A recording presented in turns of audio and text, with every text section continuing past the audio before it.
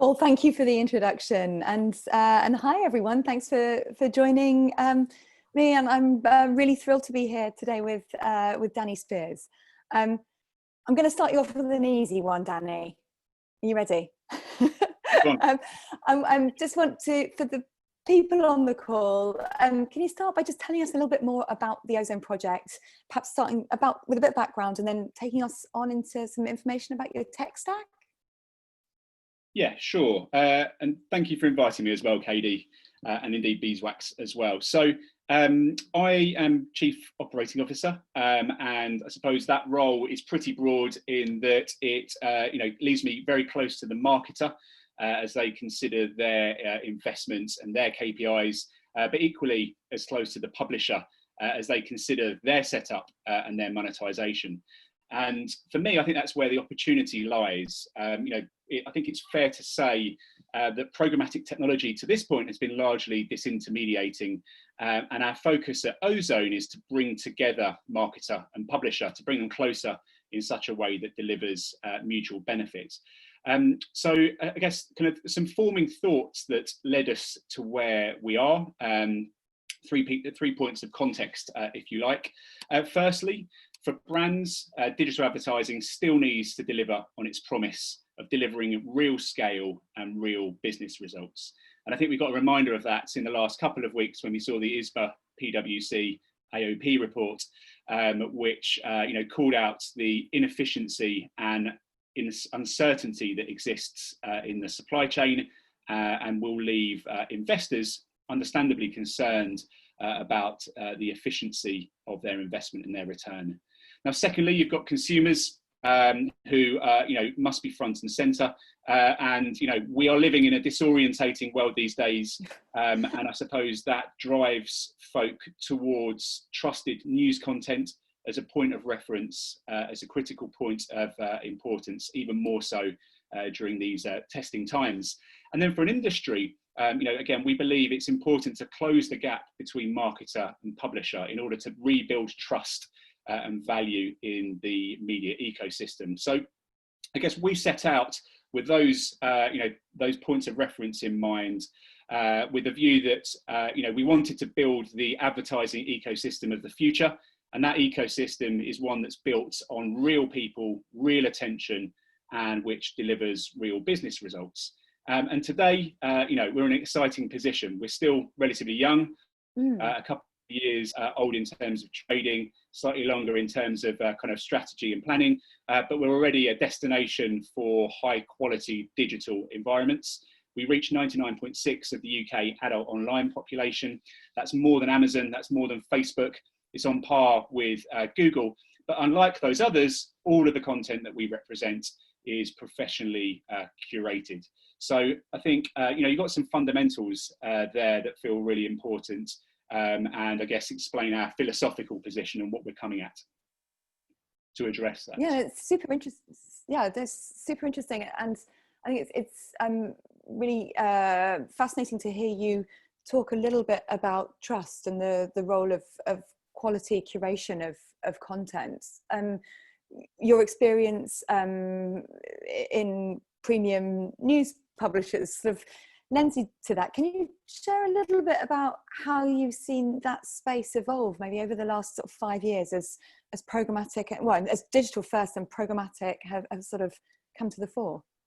Yeah, sure. So, I mean, I think there's a really positive trend that we should kind of reference from the outset, and that is the extent to which premium publishers are only increasing in terms of their engaged audience, and that's a long-standing trend.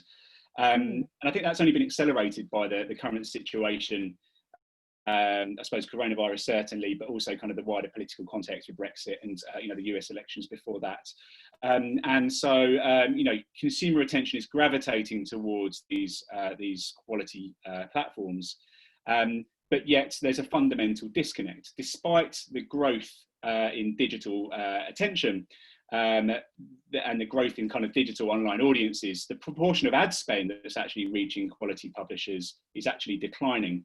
And so what we're seeing play out is a growing disconnect between the publisher's creation of value and I suppose their realization of that value in ad revenue. And some may say, well, this will correct itself. And I'd suggest think again. The reason for this disconnect is the intermediary value extraction that's going on in our supply chain. Again, let's nod to the ISBA report. And of course, the shareholders of the dominant platforms will continue to express their desire for more, not less. They're not going to let up. For that reason, the disconnect that exists between attention time and monetization won't be addressed unless publishers change in their approach and they bring marketers along the way with them.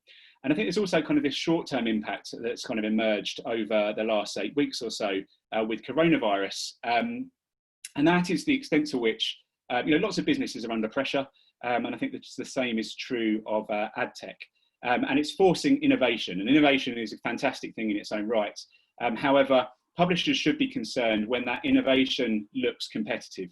You've got SSPs that are becoming buying platforms, setting the buyer's bid price using the publisher's sensitive commercial data.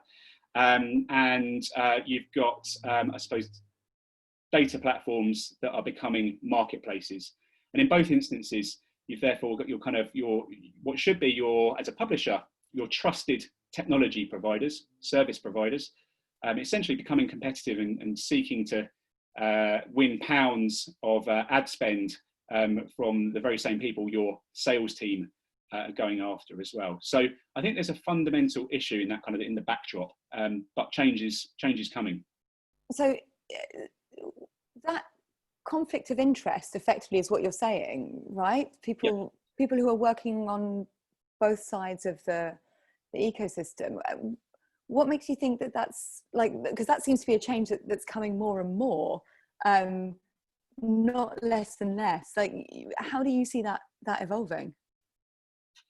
I mean, ironically, it leaves a massive gap for trusted publisher technology. And I think SSPs have a fundamental issue. I think maybe kind of the shift towards demand in the short term can answer some of their business challenges. And I think it's important to recognise that they are real. But at the same time, I'm not clear that it's sustainable. Where publishers will need trusted and transparent technology to engage in an automated market, they'll need to be selective about whose hands they entrust their business with. And I guess I think about it through, I mean, it's kind of data privacy terminology, but technology, again, should be a service provider. It's a utility. It should be a processor. A software, effectively, right? Well, this is it. And I think that's that becomes a concern. And that also explains why publishers, not just in the UK but around the world, we've got lots of kind of other alliances that we consider friends of family. Publishers are moving to address this issue. They want greater transparency around their data. They want to restore control over their business performance and also control the products that they make available to whom, on what terms and where. You're talking about kind of premium brands here. And I think the analogy I would make is with some premium fashion brands. Louis Vuitton cares very much about which shop window they sit in. They're not in my local newsagents. Nothing wrong with a newsagent, but about controlling where you're distributed. It needs to be right for your brand, and you care about who on the shelf you sit next to as well. And I think that is something that is coming to the fore now as publishers think about kind of their next step. And then of course you've got the really big thing is about the marketer. For all of the downsides and concerns that exist around the platforms, the reality is they do provide access to audiences at scale, and they're very easy to transact. And I think that's where the message that we were given by marketers and agencies in the planning for Ozone was that we have to behave as publishers more like a platform. We have to take friction out of the transaction, and we have to make it easy for a youngster on a Friday afternoon to transact £500,000, which they could do in a click of a finger through Facebook. So they're not dusting off their fax machines? I don't think anytime soon. I mean, I've got fond memories, and they did a job, right? But I think the emerging theme is, where you need control, where you need trusted technology, where you need to behave more like a platform, you could look at how you do that individually, but the reality is for most, except kind of major players in major markets perhaps, you have to think about how you collaborate with your peers in order to present your wares effectively. And I think for us, that's where we believe that a common, trusted and transparent technology framework is absolutely key. And I suppose that's what Ozone set out to build in the first instance. Yeah, and I'd love to dig into that in a little bit more detail. I mean, I think obviously, but I'm sure some of the people on the call might know that going back 5 years or so, I was working over at the Pangea Alliance, sort of somewhat a predecessor to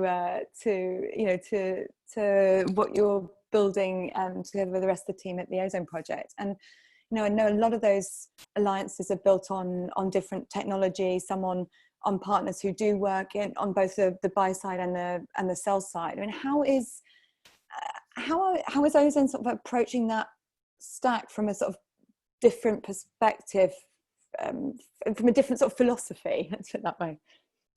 So, I mean, I think we've got a whole heap in common with other alliances and co-ops around the world, and I say that having spent time considering them kind of extended friends and family now. And I think, we have a great deal in common in terms of our outlook, which we're setting out to answer the same challenges very often. And what's really interesting is the differences in the strategy and the means of execution. There's real diversity there. And I think Ozone is pretty unique amongst its kind of cohort, if you like, in that we have a demand aggregation strategy and a supply aggregation strategy. And the demand, of course, is about presenting data and inventory and making it available to transact with ease to the marketer.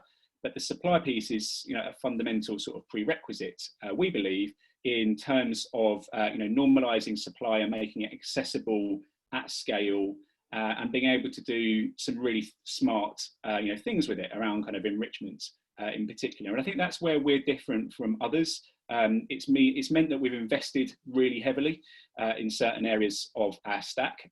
So some of our technology is proprietary, and I suppose those areas are the Ozone wrapper, and the Ozone ID, which is a server-side ID. Those are things that we believe are fundamentally important for the publisher to control exclusively. And then beyond which we have a rich suite of partners who we recognise individually to do a fantastic job in their area. And I guess that's where we look for partners who are a flexible, scalable, cost efficient, and we can really knit into our architecture. We're not interested in point solutions and kind of sticking things on things and kind of working away so far away from where you started. What we're interested in is deep integrations, and I suppose that explains how we bring partners into our stack, but also the role that they play as highly valued components, but they're part of the whole. In terms of kind of that stack setup, I mean, I think before we even get to the technology, the obvious points to make is the extent to which it's the data that is the fuel for all of this technology. And at the heart of the Ozone proposition, it's our publishers' really rich, engaging editorial content that captures consumer attention at scale. And of course, the value that creates and the data that creates is then fantastically valuable in helping us understand how consumer attention maps to content, how attention relates to ad exposure, and how ad exposure then drives outcomes for advertisers. And we can do that, irrespective of whether it's performance focused or about building brand equity. So data is the driver here, and then I think you've got some kind of other core fundamentals like the direct integrations that we've built between marketers and their buyers and our publishers. So we're focused on shortening the supply chain, minimizing the number of hops within that. That's good for transparency, good for cost efficiency, and avoids latency as far as possible. And that's underpinned by Ozone's wrapper, which I've talked about, and server-side identity, which between them deliver access and addressability to audience and inventory as hygiene. And then I think where it gets really interesting for us is around that enrichment piece. I guess the way I visualize what's happening in a kind of more tangible terms is, this is a commodities marketplace where there's billions of transactions happening on a daily, in fact, hourly basis. And where each of those transactions is a box of product. And on the outside of the box, you've got a label.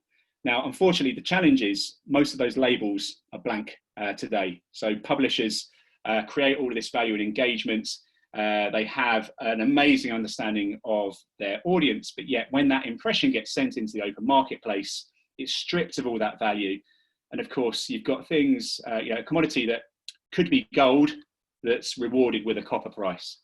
And, we're interested in how we can, I suppose, enrich that labeling to ensure that investors, the marketers, have as good an understanding as possible as to what's available, helps them navigate their investment, choose product that's going to deliver the best outcome. And that's not necessarily a binary process either. What we've built is the logic that enables us to optimize that labeling for different buyers based upon what they're interested in. If they want consented audiences, consented audience profiles, we can make sure that is available to buyer A. If buyer B is interested in context and wants to avoid any exposure to third-party cookies, well, that's fantastic. We have the means to inject contextual classifications into the bid stream specifically to that buyer. So I guess I've gone for a kind of a somewhat black and white example there, but you see how I guess it's about enriching the marketplace as effectively as possible, which is fantastic for the marketer, creates value for them, and which flows down to the publisher. I suppose that's in there, it's the value exchange that lies. Yeah, and I think you touched on this through that through this, but I think that's it's great to see someone working with Beeswax and using some of our technical components to be able to do some of those things on the fly. The contextual piece and so on. So I think we've talked about this a little already. So I was going to ask if there something were there specific elements that drew you to Beeswax for Ozone? Yes, so I think there's certain, I think I kind of explained the fact we work with, we approach technology with an open mind. There's some things that we believe, should be proprietary and will invest in. And there's other things that, we recognise to be incredibly important components, but which other people do very well. And we like the terms on which they're available. And by that, I don't necessarily mean just price. I guess the analogy I would make, we're interested in building, creating value through customization. There's no other business that is doing exactly what we're doing. And therefore, we do require flexible architecture and I suppose technology that can be agile to support us. And so I guess that again kind of gives me kind of this notion of a spectrum. On one end of the spectrum, we could be getting off the shelf technology, but that lacks the customization that we require, and therefore we can't create the value. At the other end of the spectrum, we could be investing in proprietary. However, with a bidder, we recognise there's some aspects of that technology which is utility, and it's very good utility. What we're most interested in is the logic and our ability to customise that. So I guess, we consider Beeswax as, it's a bidder, but, it's a framework of technology that, avoids us having to build everything from scratch whilst giving us incredible opportunity around, customisation and delivering technology and capability which works to our needs. And I suppose that's probably where we create quite a bit of demand on your team's time, KD, because it does mean that by definition we're entering untrodden ground, and I think that's where we're incredibly grateful for the team's support and engagement and their appetite for challenge after challenge when we ask for new and unusual incarnations of capability. No, that's great to hear, and I know that the team love working with your team as well. You've got some very smart people doing some exciting things. I think the piece I'm keen to dig into a little bit more, and you touched on it already, but in terms of the attention and the performance metrics on the campaign, and I'm going to ask you a question. You're not going to like it. I'm going to swear. I know. So your team have obviously been taking advantage of a lot of the custom optimization tools, the bid modifiers that we offer within the platform.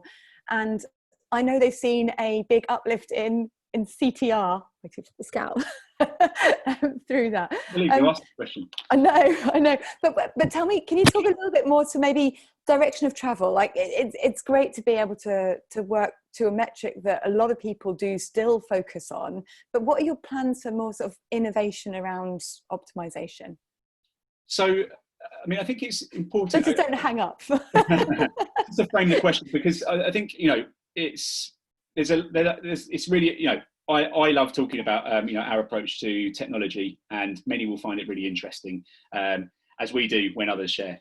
And I think it's important to kind of, it's a means to an end, right? What we're interested in is connecting marketers to consumer attention that's been graded based upon its relevance as effectively as possible. So that's where, you know, our data is incredibly important. The technology stack that we've developed is critically important, and then also there's just, you know, a bundle of common sense as well. So I suppose we're different from other businesses because every penny that the marketer spends with Ozone is delivered to the publisher. So I guess in that way you can consider us to be an operational function for our publishers. You know, we deliver revenue back to them. We're laser focused on encouraging marketers to spend with our publishers, and then they pay us at the end of the month, as they do, you know, their own ops team, if you like. So I think, you know, between those two things, we're shortening the supply chain and bringing those two things or three things together. But ultimately, it comes down to results, and that's where I really don't want to talk about CTR as a meaningful metric. I will go as far as saying I think it's a nonsense proxy metric, and of course the underlying commodity is consumer attention. And I think, you know, we're getting closer and closer to a point where we can transact that meaningfully. So why don't we do that? Focus on consumer attention rather than clicks.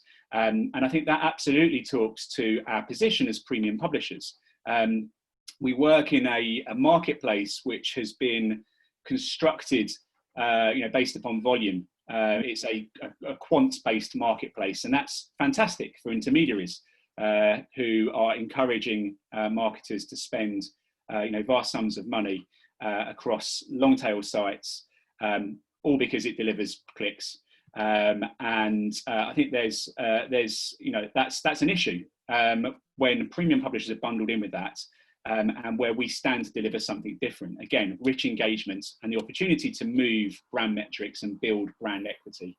And so when you ask about kind of our approach to optimization and logic, I suppose the challenge is we have an incredible volume of rich data that pertains to consented audience, to you know, context and the meaning of context. We of course see campaign performance data as well, and you know, how engagement brings all of those three things together.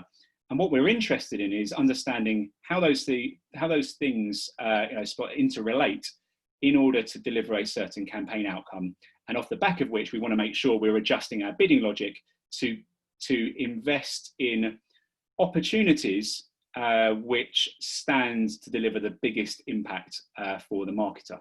And I think there's an interesting point in that, which is, you know, ours is a very value-based bidding methodology in a market which is still largely price-based.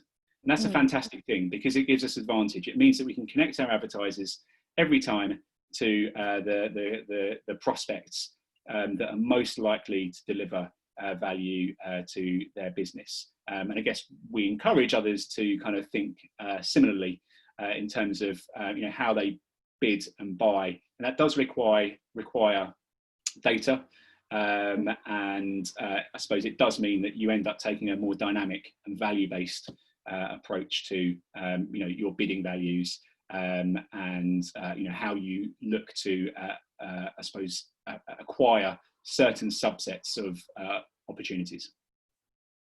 No, it's fascinating to hear the sort of direction of travel and what you're thinking on that. I want to give a quick reminder to our audience that I can see there's already one or two questions in the Q&A box, but I have 1.5 more questions, 2 more questions for Danny, and then we'll move to questions from the audience. So do start to post your questions and start to think about those. So Danny, just coming back to what we were talking about and sort of that direction of travel around optimization, I'm really keen to know. I know that through part of the partnership, you access Loglevel data, and I'm really keen to understand a bit more about how you and the team are using that, how it gives you an advantage. Yeah, so I suppose that granular level of data, again, we're using lots of different technologies and sets of data that would, in another situation, potentially live in a silo, which is a fundamental issue. And I think that's kind of, that's something that most are familiar with, irrespective of whether you're on the marketer side or the publisher side.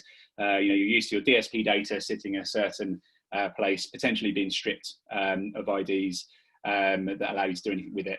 Then you've got your kind of your brand safety information, your viewability data sitting in a different bucket, your ad serving elsewhere as well. Of course, what we're all setting out to do is understand how these things interrelate, to be able to cut this data to understand how viewability overlays on audience, or how audience overlays on outcomes.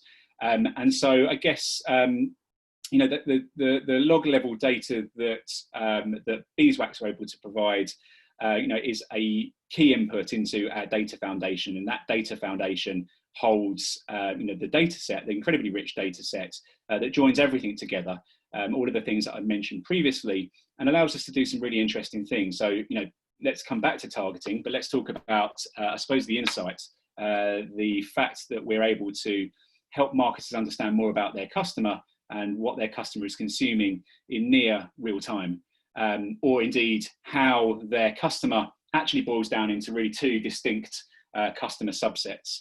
And that is a really interesting way of applying publisher data, and I think kind of talks to, it's a pretty obvious application I think as well, but it also talks to the challenge that has existed to this point. I think we've all found it very difficult to, beyond talking about the richness, the breadth and the depth of our data set and meaning it, because it's true, it's been very difficult, if not impossible, to demonstrate its tangibility to a marketer and to do so in such a way that matters to them. So that's, again, Loglevel data helps us stitch that together, and also forms a really important input into our modelling and prediction as well.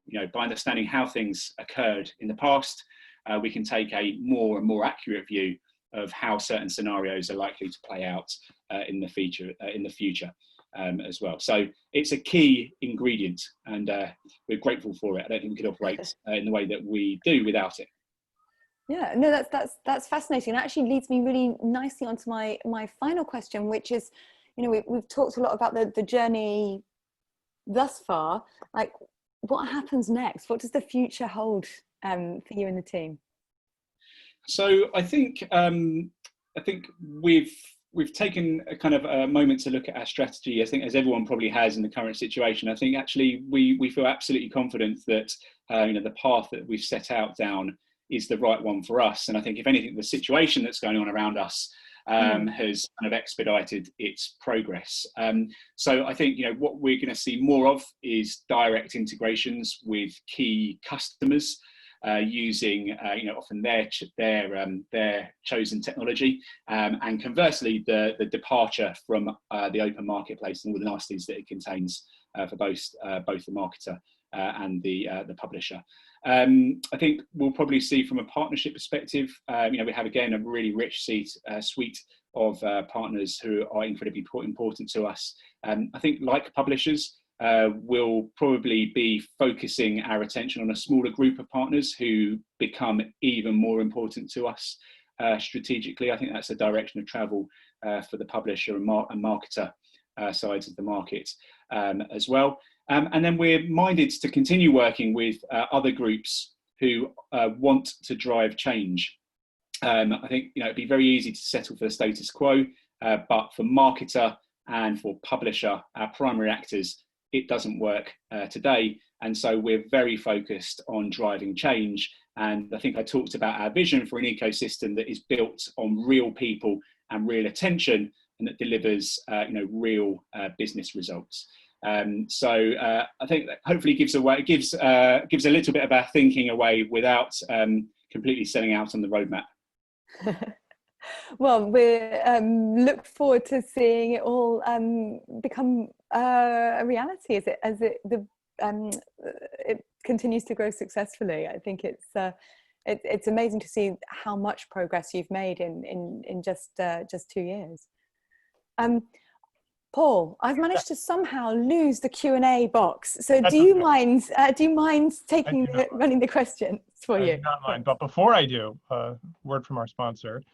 We have another webinar happening next week on Wednesday. It's going to be a chat with Beeswax, LiveRamp, and Beachfront about how to navigate the road ahead without cookies in a challenging economy. I'm not going to use the R word, but you can sign up for that. I'm going to blast the link here to everybody, so you can sign up for that. Should be interesting. And in the meantime, we do have one hand raiser.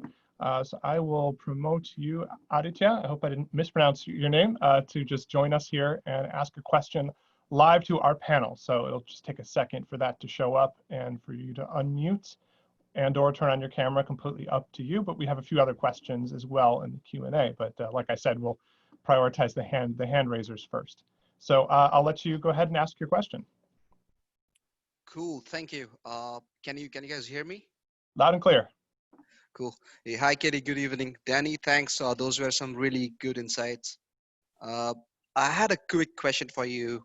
Can you briefly talk about the major challenges you faced while getting brands and agencies to use yet another platform as opposed to making inventory available via their existing DSPs? And then what were some of your winning arguments? So, in fact, it's a really good question, and I think perhaps an opportunity to clarify on my part. What we're focused on doing is understanding the needs of our key customers, I suppose their preferred means of execution, and then supporting integration with those means. So I suppose that looks like integrating into their preferred technologies. And making our product available at scale, but with as little friction as possible, rather than trying to change the way that the world spins, if that makes sense. So I feel as though that's, that is kind of the pragmatic approach.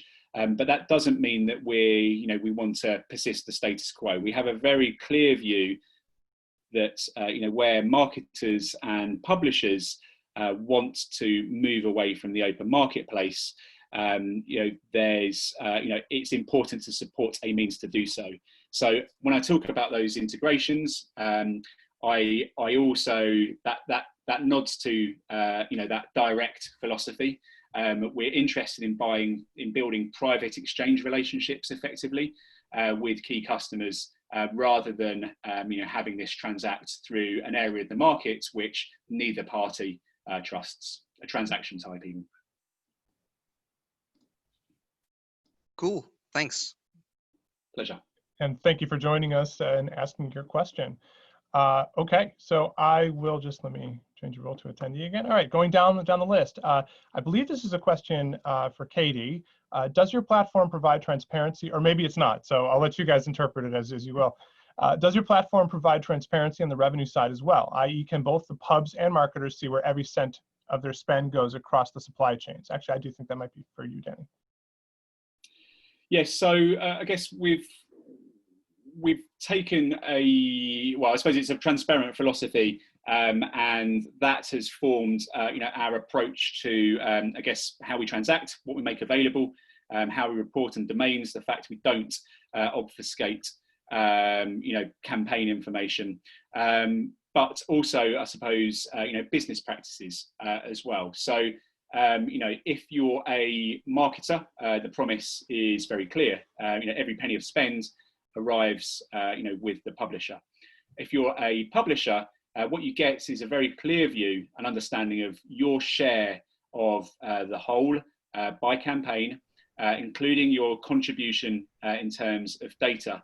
And we've invested a whole heap of time in ensuring that, I suppose it's the value attribution methodology is transparent, and also acts as an incentive for contribution of inventory and data assets. Again, I think that felt like a design principle for us. If we were to believe that we could bring on board, other publishers who also hold, transparency and trust in high regard, that felt critically important to get right from the outset. Great. Just in case it was aimed towards us, I think just to add to that, and Beeswax has transparency at its very heart. We transact on fixed fees rather than on percentage of media, which makes it much easier for you to have that real transparency around who you're paying what for. And we talked already about log level transparency, so not necessarily simply on win logs, but potentially also full auction logs that do give you much more transparency into what's happening. But obviously, if you're buying from another SSP, the relationship with that SSP would have with their publisher, assuming that wasn't directly with Danny. Again, we spoke to this a little bit, but there is, of course, some areas that we wouldn't be able to see from the demand side platform perspective. All right, thank you. Next question. How does the performance of inventory based on enriched first-party data compare to that enriched by third-party data in classic DMP fashion? Do you expect the value of third-party enriched inventory to fall even before privacy regulations make it hard to come around? That is a great question. Good question. And it feels as though it's possibly from someone outside of the European Union as well, maybe. I having spent a huge amount of my time as a buyer, effectively, playing around with different strategies and different types of data sets, there is clear daylight between first-party data and third-party data in almost every way. So what you see, I'll talk about conversions, however, the impact's not limited to performance campaigns, but I think it does kind of really kind of demonstrate the black and white nature of this. You're talking about first-party data sets delivering far greater scale of conversions at higher value and a lower CPA. So from an advertiser and marketer perspective, you're talking about, in my experience, hundreds of % greater return on advertising spend, ROAS. So again, that's where I think, making that first party data asset available, privacy compliant, and easy to transact at scale, is critically important for marketer and publisher alike. And I guess, needless to say, a significant part of our own strategy. All right, great. Next question. With the demise of third-party cookies, do you foresee this having an impact on your business? If so, what steps are you putting in place to combat this? Are you looking to create a unique Ozone logged-in user ID? So I think one of the biggest secrets that I've just never heard anyone talking about, lots of kind of noise around the decline of the third-party cookie, but I don't hear people talk about the fact that less than 50% of ad requests are actually addressable. If you're talking about an audience in a room, over 50% of them have left the room already. So this isn't something that's coming down the track. This is here right now. And I guess it does explain the extent to which we've invested heavily in, I suppose, ensuring that the unaddressable audience is accessible to marketers and therefore monetizable to publishers. So it explains our investment in the Ozone ID as a means to ensure that as much of our ad requests can be matched by third parties as possible. And I should be clear, Ozone ID is an internal currency; it's not external, but delivers significant monetization benefits. And then secondly, looking at how you use verification and also contextual strategies to enrich bid requests where third-party cookies are otherwise out of sight. And I think there's I suppose unaddressable audience, the ad requests that are missing third-party cookies is one of the black spots that exists in the publisher's monetization, and it's a big one, it's an increasing one. Again, a key point of investment, and there are others as well. And we recognize the fact that these are huge areas of opportunity for marketers because they tend to be high value consumers often. They are engaged, and if you can make them addressable through data, for example, contextual injection, then you've got a great way to, I suppose, make them useful to the marketer. And again, that's of value to the publisher as well. So we're very active in this space. Fascinating. And there's actually a question just came in as a follow-up, I think, for Katie, based on what you said. And how does Beeswax help address these unidentifiable users? That is an interesting one. I think someone may have been watching some of our other content, but Danny's completely right. The fact that there hasn't been sort of people up in arms about this before it was announced that that third-party cookies are going away from Chrome is kind of somewhat hard to compute. But in terms of identity, it really is at the heart of digital advertising. And so at Beeswax, we've been working on a number of other solutions. I mean, we've heard from Danny today, so enabling our customers to transact on their own IDs, enabling customers to transact and frequency cap on different levels of IDs. So for example, buying off their own ID and frequency capping from their own ID to start with. But if their own ID isn't available, for example, being able to then frequency cap off IP address or some other signal that is there, just to try to deliver effectively better experience for consumers, right? No one wants to see the same yogurt ad 100 times in a row. And so we do have a number of different identity options available, including also some of the universal ID solutions that are coming to market. I'd be happy to take a follow-up on that. If in person, like one-to-one, we don't need to go into too much detail. Katie at beeswax.com. Anyway, next question. How does Ozone work with publishers' own in-house sales teams? Do you enable publishers' own sales teams to use your tech and stack on their own direct deals? Yes, so it's a cracking question. And I think I'll just kind of reference a point I made earlier about, I suppose, Ozone's purpose in encouraging marketers to invest as heavily with publishers as possible and sending that value back to the publisher. So I suppose it does mean to think about this fundamentally differently to others. And we're well aware of, I suppose, the risk of cannibalization and sales channel conflict. The way that we get around that or address it and mitigate it best we can is through ensuring that there's really clear distinction in terms of the product and the capability that exists with Ozone. But beyond which, investing heavily in, I suppose it's the human relationships that we have with each of our publishers and their sales teams. So, we spend a great deal of time helping, our publishers understand what Ozone is doing and its product, and equally, trying to understand, each publisher and their sales, sales strategy in such a way that we can absolutely coexist and avoid a situation where we cannibalize. And again, I think that makes us quite different from others in our space. who will seek to compete with the publisher and ultimately divert revenue into a new channel, which is a real risk that if you're kind of considering this space, you'll be well aware of and looking at.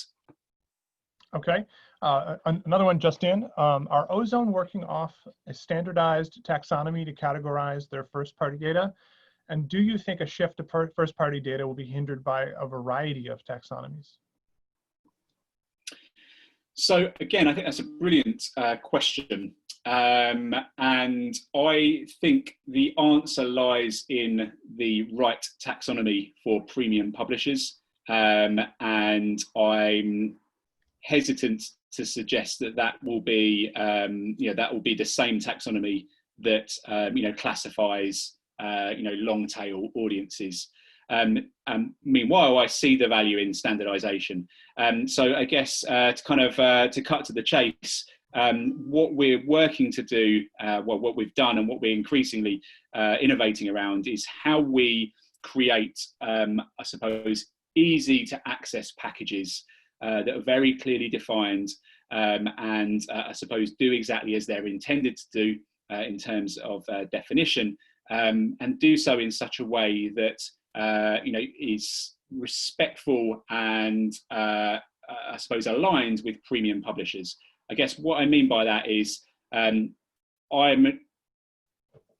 not an advocate of a standardized taxonomy that is built on page views, where page views are the domain of others and we are fantastic at audience engagement. We should focus on our strengths. All right, we have 2 more questions. So I'll close the, if you have a last question, do it as quickly as you can because we're running out of time. How does your pub integration work? And is it web and app? Presumably your pubs still use GAM. How do you prevent Google from always taking the most valuable bit of inventory? A little bit of a controversial question here. How does our pub integration work? Well, we've got a server-side wrapper. We are integrated with all of our publishers' major technology partners. So we provide a means for them to run their monetization server-side. And I think Ozone's, again, kind of taken a principled position, which is we don't run an auction ourselves. We believe that that's the publisher's prerogative. It's important that the publisher is in control always. So, we see our role as going into the market and soliciting bids and returning them all back to the publisher to make a decision around. In terms of GAM access, I think if I've read Google's latest marketing material correctly, it's a fair auction these days. Is that right? No comment from us. On that note, I'll ask our final question. Great session. For Danny, are you planning on extending your offering to additional formats or environments? So we're always looking to innovate, and I think we take our publishers' guidance and also our marketers' interests as to the platforms that they want to invest in and which are additive. I suppose that does mean that we're moving into AMP and as an example, and we'll be moving into other areas in due course. And I think that does require development. Because of the nature of our setup and the way that we need to ensure that we have the inventory architecture and the data runtime data architecture in place as well. This is an area that we're investing heavily in to ensure that every area that we add to is done properly and is stable and creates maximum value for marketer and publisher alike. Great. Well, that's a great note to end on. I want to thank you, Danny, for taking the time and answering all these great questions. And thank you, Katie, for hosting and providing amazing insight as always. And thanks to all of you who have joined and who asked questions and are engaging with these webinars and telling us which content you like and which you don't. We'll obviously be continuing to provide these throughout this crisis and beyond. So I hope everyone is staying safe. I hope everyone's staying healthy, and we will see you next time. Thank you.